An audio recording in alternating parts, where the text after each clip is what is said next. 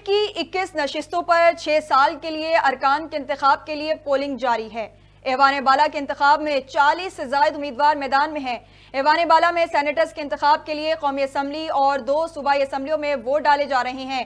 Voting کا عمل شام 4 بجے تک جاری رہے گا۔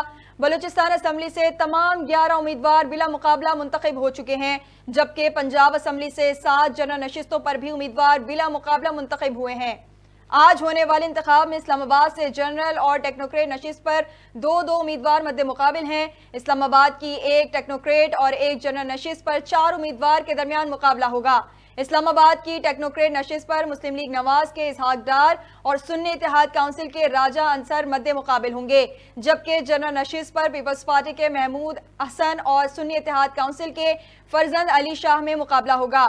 پنجاب سے خواتین کی نشستوں پر 4، ٹیکنوکریٹ اور علماء کی نشست پر 3 اور اقلیتی نشست پر 2 امیدوار مد مقابل ہیں۔